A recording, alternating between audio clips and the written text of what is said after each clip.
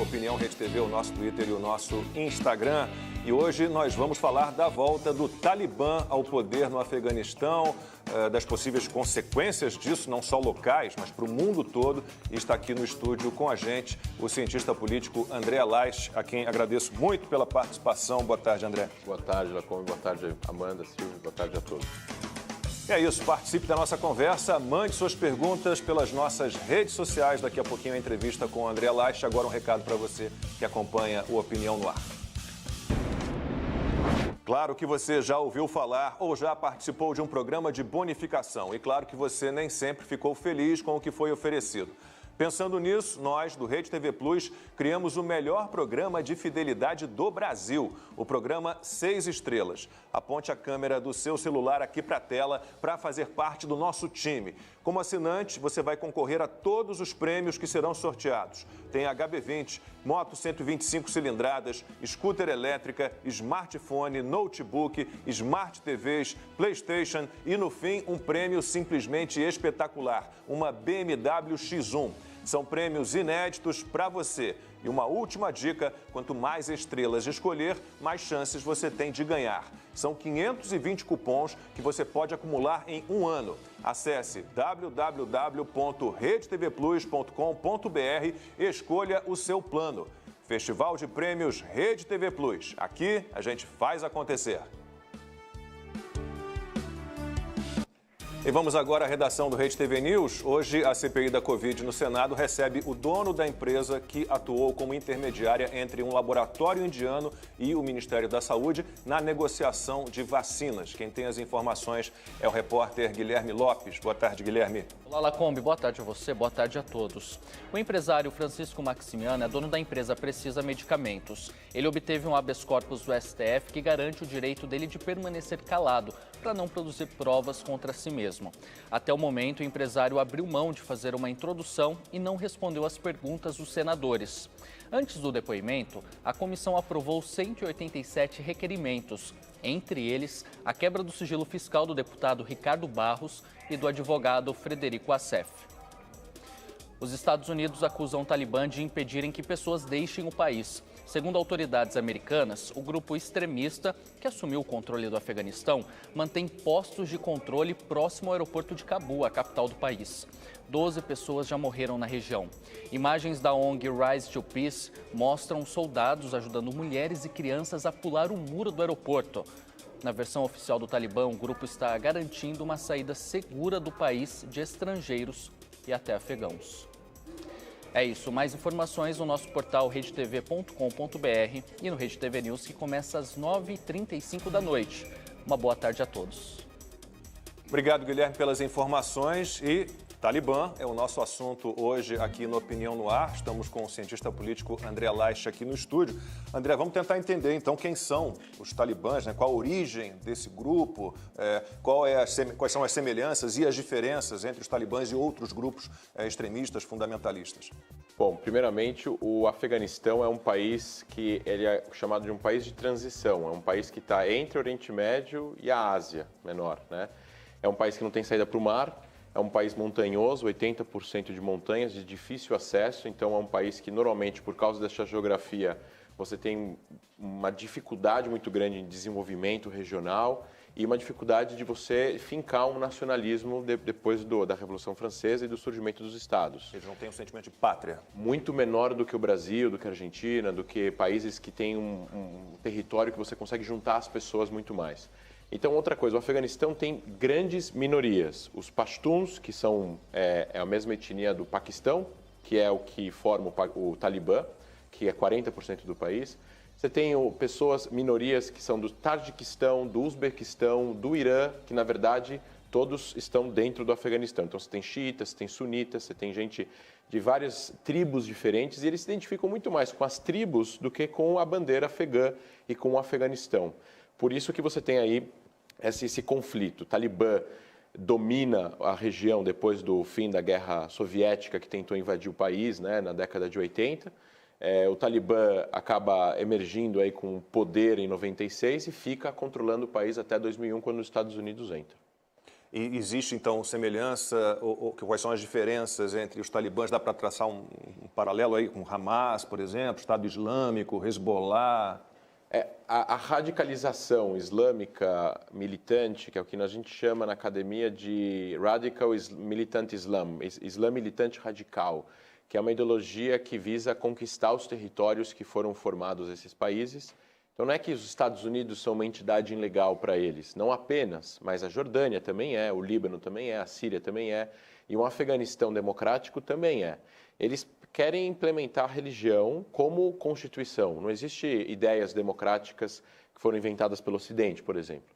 Então, isso traz eles a uma similaridade, a similares muito parecido com o Estado Islâmico, por causa da questão de implementar a religião ao pé da letra, proibir as mulheres de sair às ruas, trabalharem, mas também tem aí muitas coisas parecidas com o Hamas, com o Hezbollah, com o Boko Haram, com o Jabhat al-Nusra e principalmente com a Al-Qaeda, que eles deram casa para a Al-Qaeda, né, durante vários anos, e dali a Al-Qaeda planejou e executou os atentados de 11 de setembro. Amanda. André, eu acho que é particularmente difícil para a gente entender, porque apesar dos Estados Unidos terem passado 20 anos no Afeganistão, eles não foram capazes de derrotar o Talibã, nem de construir, embora o Biden tenha dito que esse nunca foi o objetivo, mas construir um Estado-nação, um sentimento de país, um governo que funcione, uma sociedade civil mais ativa, embora, obviamente, tenha havido avanços nessa direção. Por que o Talibã, essa ideia do Talibã nunca é derrotada? E o Talibã eles sempre são pastuns ou tem outras etnias ali também? Acredito eu que pode haver aí a entrada de outras etnias minoritárias, mas eles são majoritariamente pastuns. O Talibã é o maior grupo, é o grupo mais forte e mais ideologicamente motivado de fazer essa guerra que eles fizeram há 20 anos atrás e que eles continuaram fazendo durante os 20 anos que os Estados Unidos estiveram no Afeganistão. O Talibã nunca foi derrotado militarmente. É muito difícil você derrotar um grupo terrorista de forma militar, mesmo que você mate os terroristas, a ideia, a ideologia, as pessoas que perderam parentes que eram terroristas vão acabar assumindo cargos no futuro. Então, eles foram para as montanhas. E essas montanhas, o Afeganistão é maior, é quase o dobro da Alemanha em tamanho de país. Como falei, 80% de montanhas. Então, é muito difícil chegar em cada caverna, em cada vilarejo, em cada tribo que está espalhada. E o que o Talibã fez, ele foi para as marginais, para o interior do país e esperou. Ele sabendo que os Estados Unidos não ia conseguir concretizar a criação, né, esse chamado de state building ou nation building, que é essa criação de nação. Por quê? Porque o Afeganistão tem essa característica de as pessoas são divididas, existe uma divisão sectária, religiosa, as pessoas se identificam muito mais com a sua tribo, com a sua etnia, com a sua religião do que com a nação afegã. E, no final das contas, mesmo criando um exército com 200, 300 mil homens, com bilhões de dólares investidos, no momento que os Estados Unidos saem, se desmancha esse castelo de cartas que foi criado de uma forma bastante artificial, com uma ideia um pouco até utópica, americana, ocidental, de que vai reinar a democracia numa região que viu guerras e ditaduras e reinados durante os últimos 500 anos. Então, a falha dos Estados Unidos foi que, desde a invasão em 2001 até agora, não é que eles tiveram a mesma estratégia. A estratégia era atacar a Al-Qaeda. Se a Al-Qaeda não tivesse ficado, se o Talibã não tivesse dado casa para a Al-Qaeda e para Osama Bin Laden, eles não tinham invadido o Talibã, assim como eles não invadem o Irã, não invadem outros países ditatoriais e fundamentalistas. Então, esse objetivo foi atingido. Eles mataram Bin Laden depois de 10 anos e o Talibã foi tirado do poder. Mas o Talibã continua existindo, tendo uma relação, às vezes, de negociação e, às vezes, de luta contra os americanos. Só que os Estados Unidos sempre mudaram um pouco essa estratégia. Ora, eles faziam contra-terrorismo, ora, eles queriam fortalecer o governo afegão, ora, eles estavam tentando manter a paz e a ordem para que o Afeganistão não se transformasse num país sem lei e sem controle nenhum, porque é um país importante, que está numa região importante. E, no final das contas, eles viram que ou eles saíam ou eles iam engajar em mais 5, 7, 10 anos de guerra. O problema foi a forma como eles saíram. André, a gente acompanha vídeos aí, pelo menos de ontem para hoje, desses terroristas desfilando em blindados americanos. Eu vi uma imagem deles até pendurados num Black Hawk, num helicóptero militar. Armamentos, são rifles, fuzis, até uniformes americanos, e imagino que muita coisa deva ter ficado para trás. Drones, equipamentos de inteligência, de segurança. Dá para a gente dimensionar o potencial bélico que eles podem ter hoje, tomando o que os Estados Unidos, o que as forças, né, deixaram para trás, da OTAN? Então, na verdade, essas armas que ficaram para trás, a maior parte delas não foram deixadas para trás pelos americanos, foram deixadas para trás pelo exército afegão, que se desmantelou com a saída dos americanos porque não tinham motivação nenhuma para lutar e a liderança política foi embora do país, né? Inclusive o presidente. Então, essas armas eram armas americanas dadas ao exército afegão que não as usaram, né? E simplesmente caíram em mãos dos afegãos. Muitas dessas armas mais tecnológicas, o Talibã hoje não sabe usar. Eles não têm pilotos que vão pilotar um Black Hawk. Mas no futuro, talvez, podem ter algum país aí... Tem avião da Embraer também, não tem? Tem avião da Embraer e tudo mais. Então, assim, talvez daqui a algum tempo vá, em parceria com algum exército, ou do Irã, ou da China, ou algum grupo terrorista que tem esse know-how, pode até abrir uma academia de pilotos. Eu duvido muito quanto isso vai ser sustentável, porque não vai ter peça para trocar, não vai ter manutenção, etc. e tal. Agora, a gente tem que olhar a perspectiva do Talibã. Eles sabem que se eles passarem uma linha vermelha para os americanos ou para o Ocidente, eles vão perder o poder de novo. Então, eles perderam o poder em 2001 por N motivos, e eles esperaram 20 anos sabendo que um dia talvez eles iam reconquistar esse poder. Reconquistaram sem dar um tiro, praticamente, porque eles conquistaram as cidades que eles foram passando antes de conquistar Cabul, sem nenhuma oposição do exército dos locais. Existem, claro, as minorias do Tajiquistão, do Uzbequistão, que vivem no Afeganistão, que não são simpáticos ao Talibã. Mas eles vão se opor, talvez, eventualmente, no futuro, mas eles não teve violência ativa, teve violência implícita, né? Ou seja, ameaça de violência, e aí eles conquistaram o poder. Então, eu acho que eles vão tomar muito cuidado do que vai acontecer com essas armas. Se eles, porventura, permitirem que grupos se formem no Afeganistão, permitirem que a Al-Qaeda volte para o Afeganistão num curto período de tempo agora, eles provavelmente vão sofrer as consequências de países como os Estados Unidos ou outros poderes mundiais que não têm o mínimo interesse de ver o Afeganistão virar a Líbia, tendo armas aí que caíram em mãos de grupos que acabam depois vendendo essas armas para outros grupos, e aí você perde totalmente o laço de onde está a arma. O controle, né? Isso pode se espalhar. Isso se espalha. Aconteceu isso com a Líbia, em relação a Gaza, né? Armas que caíram em mãos de terroristas na Líbia foram parar na faixa de Gaza e usados contra o exército de Israel. Constantino. Boa tarde, André. Pois é, você como cidadão israelense, né? Eu queria a sua opinião em relação a uma questão delicada. O Hamas foi um dos primeiros grupos terroristas a parabenizar a tomada de poder dos talibãs. A China, né, uma ditadura comunista, foi o primeiro país, a primeira nação também a já tentar uma aproximação. E nós vimos imagens chocantes ali em Cabul, mas, ao mesmo tempo, imagens chocantes no Ocidente de alguns grupos, ainda que minoritários, mas que aplaudem esse tipo de coisa. O Império Estadunidense foi expulso, né? Essa baboseira, essa ladainha marxista que até hoje ainda circula muito na academia. Eu queria a sua opinião, conhecendo bem a realidade de Israel, né, que enfrenta isso há muito tempo, porque Israel está sempre junto, como alvo junto com os Estados Unidos, o grande Satã, né? Qual é a importância desse apoio que, dentro do Ocidente, esses grupos terroristas recebem e como que isso dificulta o combate ao terrorismo? Constantino, prazer em vê-lo. Isso é prejudicial para a luta contra o terrorismo. Eles estão tentando agora, o Talibã, ganhar legitimidade internacional. Eles ganhando legitimidade de players do Ocidente, vai legitimar a presença deles, o governo deles. E no final das contas, a gente está falando de um grupo terrorista, se não me engano, não me falha a memória, é o grupo terrorista que mais mortífero do século XX, o que mais envolvido em mortes de civis na história. Mais de 200, 300 mil pessoas morreram na mão do Talibã. Isso é mais do que a Al-Qaeda, isso é mais que o Hamas, mais que o Hezbollah.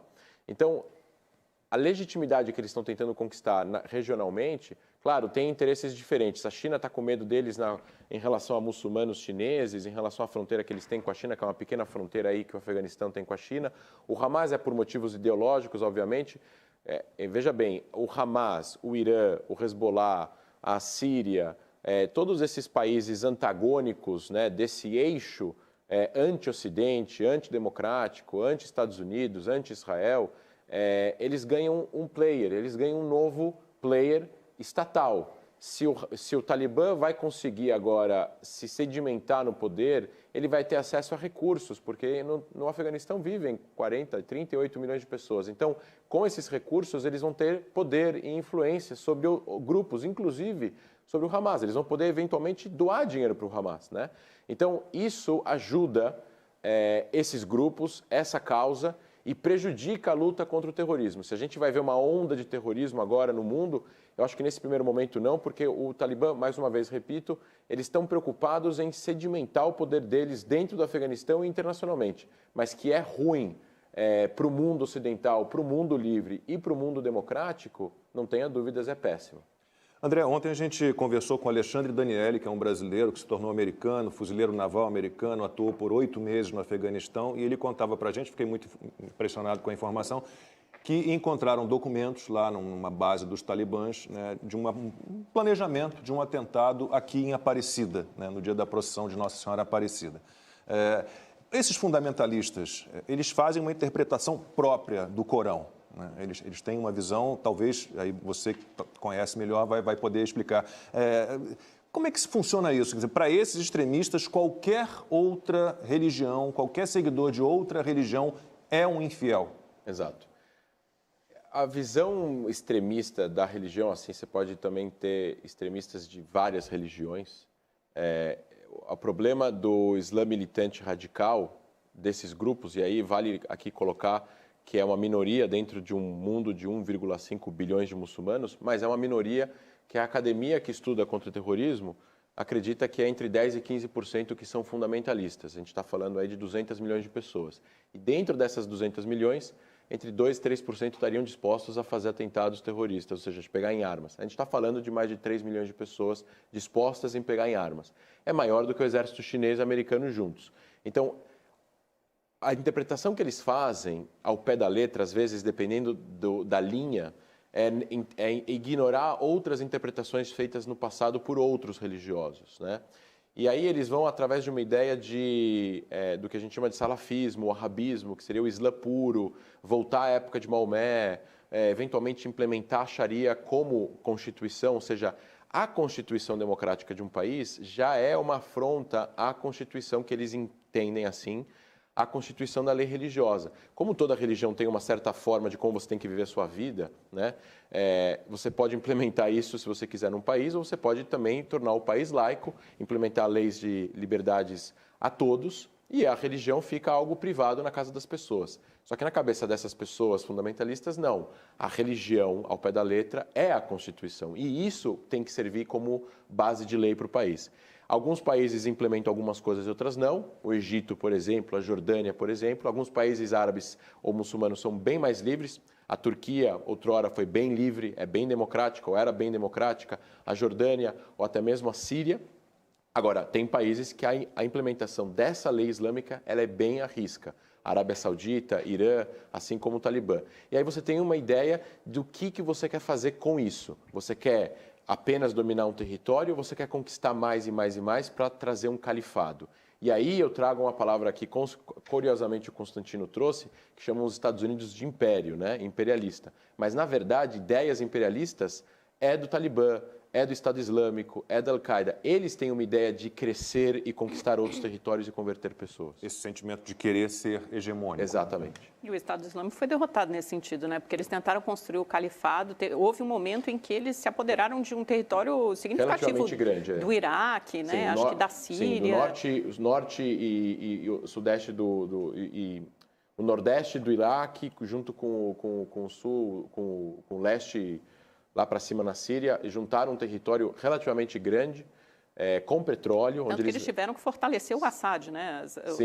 As nações ocidentais voltaram de uma certa forma que era melhor do que o Estado Islâmico. Os Estados Unidos entraram na Síria para lutar contra o Estado Islâmico que estava lutando contra o Assad. Então não é que eles deram armas para ele, mas acabaram lutando contra o inimigo dele também. Exatamente, né? De alguma forma fortaleceram. Agora, André, eu estava até olhando para baixo, eu vi umas imagens, todo dia são imagens chocantes, né? E sinceramente, para mim, eu tenho um filho pequeno, eu estou vendo agora imagens de mães tentando passar os seus filhos, as crianças pequenas, por cima do arame farpado no aeroporto de Cabul, para que essas crianças possam ser transportadas nos aviões americanos. Aí você tem até o secretário de Defesa, a gente tem essas imagens, esse vídeo. Bom, enfim, é um horror, né? Você tem esse arame farpado, as mães, e elas passam de mão em mão, até, olha só, de mão em mão, até a criança, o bebê, um bebê, chegar perto desse portão, desse arame farpado, né, para que os soldados americanos peguem do outro lado para que essas crianças possam ser transportadas aos Estados Unidos. Aí até você tem, eu estou lendo aqui uma declaração do secretário de Defesa dos americanos dizendo, olha, essas crianças menores acompanhadas não podem ser transportadas para os Estados Unidos,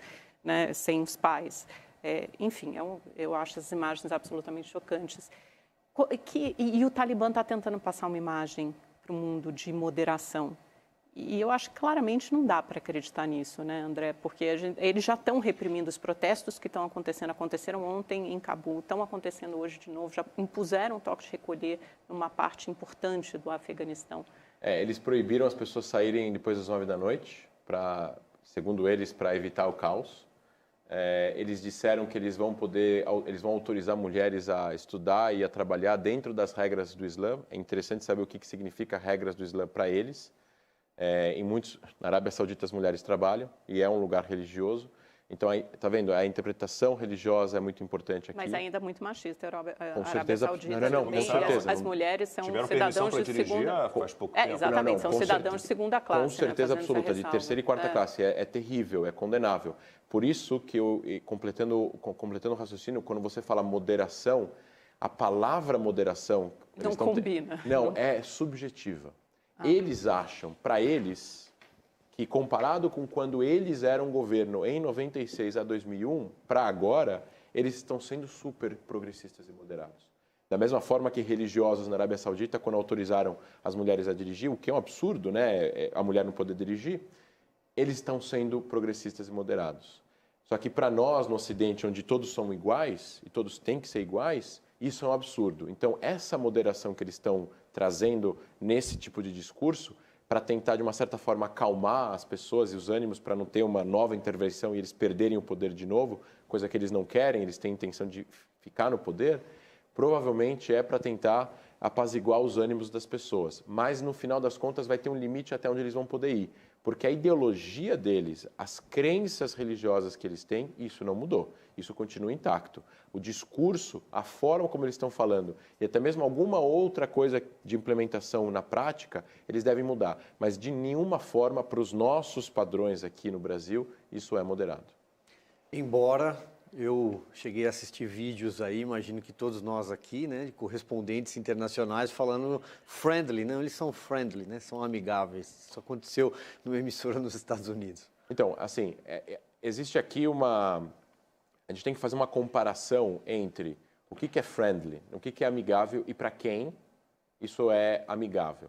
Então, os Estados Unidos firmaram um acordo com eles. Os Estados Unidos, assim como outros países que estão em guerra com grupos, negociam com os grupos ao mesmo tempo que lutam guerras com os grupos. É normal. Agora, no momento que eles assinaram um acordo, lá atrás, o Trump, em 2020, em fevereiro, assinaram um acordo para a retirada americana em troca de o Talibã, caso negociem um acordo, caso eles venham a tomar o poder, caso eles dominem o país, é evitar que grupos terroristas se finquem as suas pernas dentro do Afeganistão e utilizem o território para criar tentáculos de grupos terroristas que vão, porventura, atacar os Estados Unidos. Só que faltou uma outra parte aqui. Isso é de interesse nacional americano. Era de interesse nacional americano sair do Afeganistão, não lutar uma guerra em nome do Afeganistão, porque não é da função dos Estados Unidos construir um país do zero. É função do exército afegão, do governo afegão, liderar isso. Agora, ao mesmo tempo, os Estados Unidos lideram o mundo livre e o mundo democrático.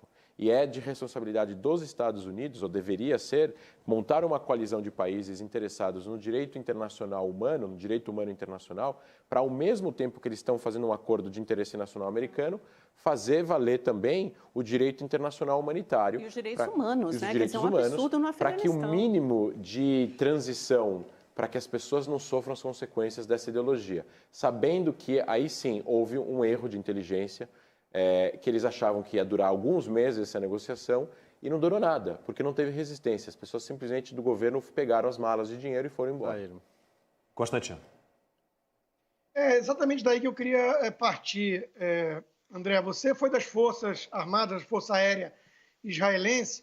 Queria que você fizesse uma análise da execução, da estratégia e da execução de saída dos Estados Unidos. É verdade que havia até um consenso bipartidário, o Trump já tinha decidido sair, o Trump tinha uma visão mais isolacionista, o Joe Biden tem uma visão, como quase todos os democratas, de empoderar, para usar a palavra que a turma gosta, essas entidades supranacionais, como se a ONU representasse alguma ameaça a esses grupos terroristas na prática, né?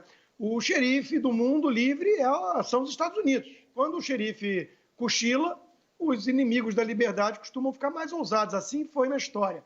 Só que tem sempre um outro debate também, que é exatamente a overextension, né? Quer dizer, você ficar caro demais bancar o xerife do mundo, né? Tanto que o Trump queria devolver para o Japão a sua segurança local e por aí vai, né? Então, é um debate legítimo, mas parece que a execução foi muito desastrosa. Então, eu queria, você que foi da Força Aérea, queria que você analisasse o que eles podiam ter feito de diferente em relação a isso. Então, Constantino, na verdade, fazendo um exemplo paralelo a Israel, Israel também teve execuções falhas em dois casos parecidos, não parecidos com esse, mas Israel saiu do sul do Líbano em 2000, também com uma previsão de que aconteceu uma coisa, aconteceu outra, né? Em 6 anos depois que Israel saiu, teve uma guerra contra o Hezbollah, achando que o sul do Líbano iria poder aí cair em mãos do exército libanês e de um governo libanês estável, e no final das contas foi controlado completamente pelo grupo terrorista libanês, que é financiado pelo Irã. E também quando Israel saiu da faixa de Gaza em 2005, entregando as chaves da faixa de Gaza, entregando aí o controle civil da faixa de Gaza. Israel já tinha se retirado de 80% de Gaza em 95, com a criação da Autoridade Palestina, passou a não controlar mais a população civil palestina, e quando saiu dos últimos 20% da faixa de Gaza, 1 ano e meio depois o Hamas tomou o poder. O que a gente entende disso é que isso hoje foi falado num podcast israelense que eu escutei, e que essa falta de visão estratégica que líderes de países democráticos têm, sabendo que ao sair de territórios onde há conflitos armados assimétricos, controlados parcialmente por grupos terroristas, no momento que o país retira suas forças, ele retira sua influência, eventualmente, mais cedo ou mais tarde, os grupos vão controlar esse território e dali vão querer ou não exportar sua ideologia para o resto do mundo ou outros lugares. Então, sair de territórios no Oriente Médio dessa forma, unilateral ou com negociações bastante rasas, como aconteceu com o Talibã dos Estados Unidos, não é estrategicamente interessante para os interesses ocidentais, nem para os interesses a longo prazo dos Estados Unidos e nem para os interesses do direito humano internacional. Daqui a pouco a gente continua. Diga, Rodrigo. Não, é caro manter as forças locais para impedir a tomada de poder desses grupos, mas pode ser ainda mais caro, a médio e longo prazo, devolver o território e achar que lavou as mãos e está resolvido. Por isso que a gente está falando da opinião pública americana, né? 70% dos americanos queriam que os Estados Unidos se retirassem do Afeganistão. No final, tem morrido aí americanos em nome de proteger uma certa estabilidade afegã, uma vez que o Bin Laden já foi morto há 10 anos, a Al-Qaeda já não está mais no Afeganistão de forma organizada, ou seja, em nome do que eles estão lá, né? Essa troca de estratégia ano após ano, general após general nos Estados Unidos, gerou essa insatisfação da opinião pública americana, que no final das contas é o que vai decidir o que o presidente vai fazer no final das contas. Então, é verdade, é uma guerra que não vai acontecer agora, trocada por talvez uma guerra que vai acontecer daqui a 5, 10 anos. Daqui a pouco a gente continua a conversa, agora um recado para você. Você já sabe que o Rede TV Plus, além de sorteio, também tem prêmio na hora? Durante a programação da Rede TV, você tem 4 oportunidades todos os dias de concorrer a vários prêmios. Para participar, existe apenas uma regra: ser assinante do programa de fidelidade 6 estrelas. Então aponte a câmera do seu celular para o QR Code aqui na tela e participe. Mais tarde, no programa do Siqueira, tem o QR Code Capturou Ganhou. Com ele você pode levar prêmios incríveis na hora. Não é sorteio, é um jogo interativo. O mais rápido a capturar o QR Code maluco, como o que está aparecendo aí na tela, é o vencedor. Quer ter mais informações? Então acesse www.redetvplus.com.br e assine. Fique ligado que tem muito mais Festival Rede TV Plus aqui na nossa programação.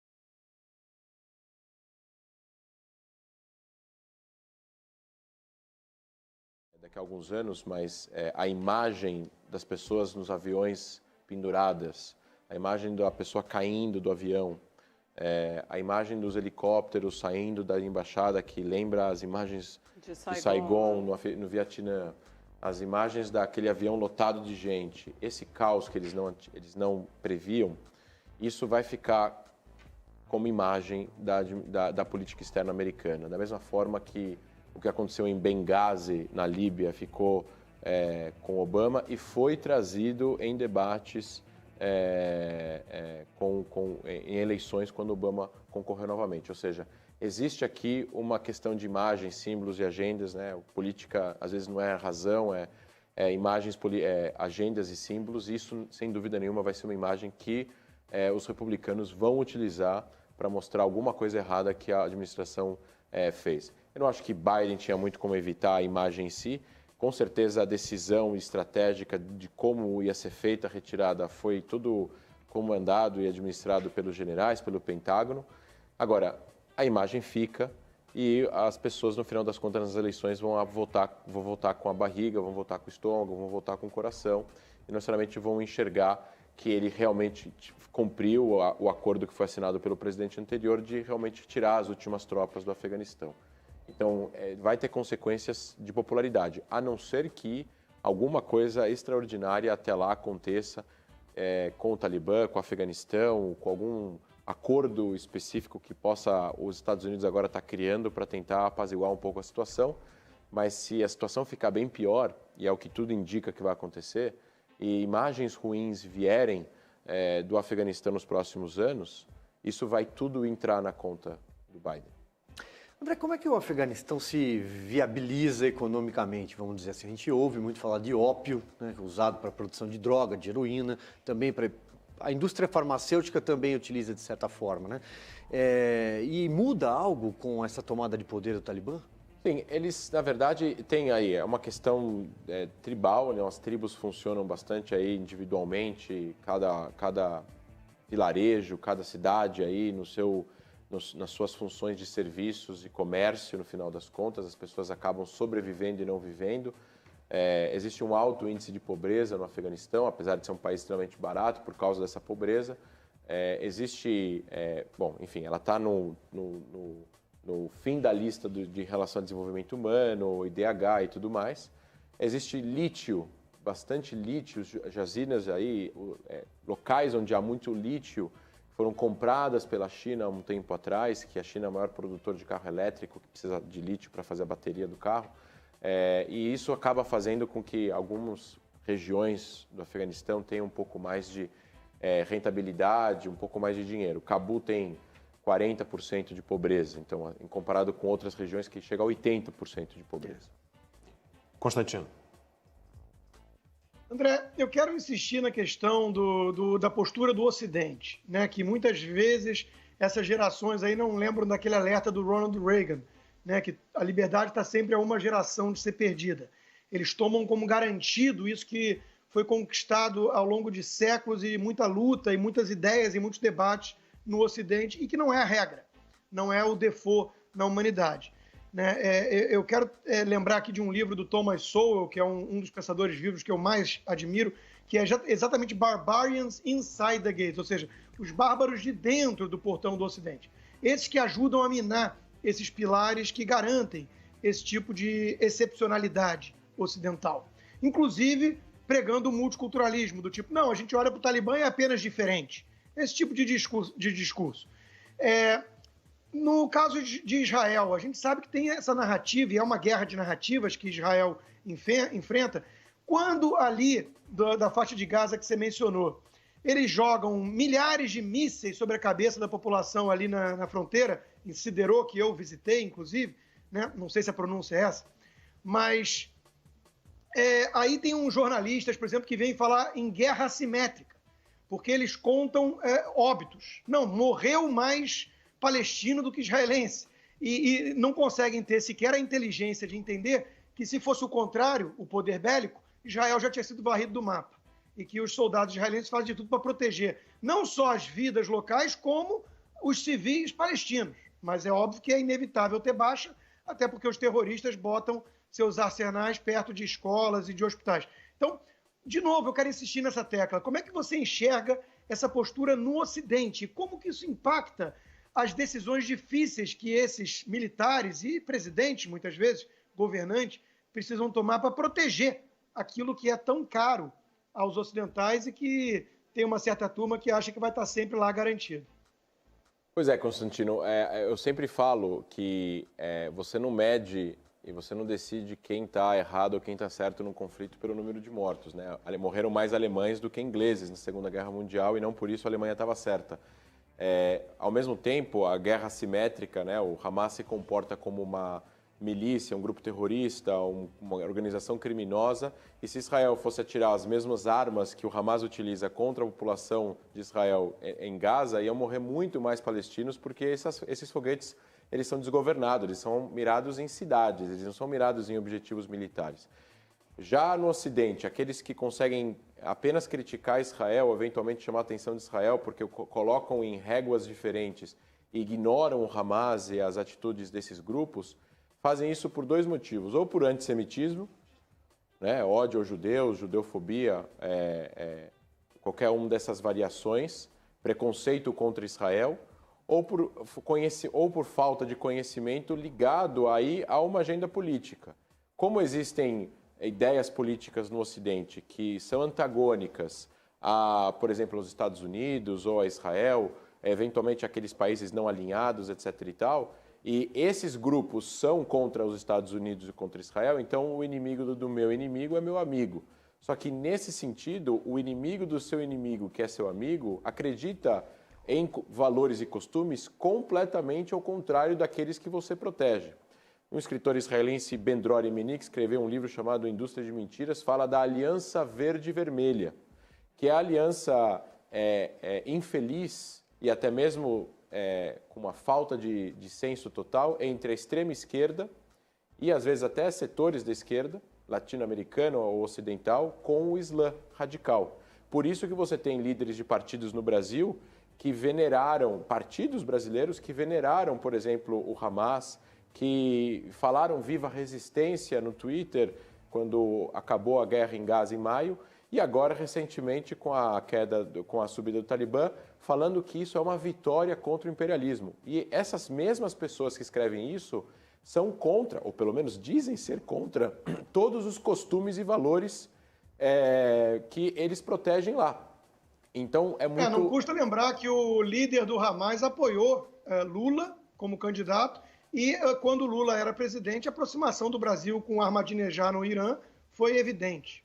É uma visão de tentar trazer o Brasil a uma mesa de negociação em uma seara onde existem aí outros players importantes, como Estados Unidos, Rússia, China e países europeus, tentando fazer com que existisse uma diplomacia paralela para trazer o Irã a conceder e ceder exigências ocidentais através de uma negociação paralela com o Brasil e Turquia, por exemplo, sendo que nada que o Irã assine em papel é crível. E essa é a ingenuidade de certos políticos brasileiros ou certas políticas brasileiras no passado e no presente em relação a acreditar que negociar, ou pelo menos acreditar num papel assinado por grupos terroristas ou por governos como o do Irã, é algo que pode ser levado em consideração.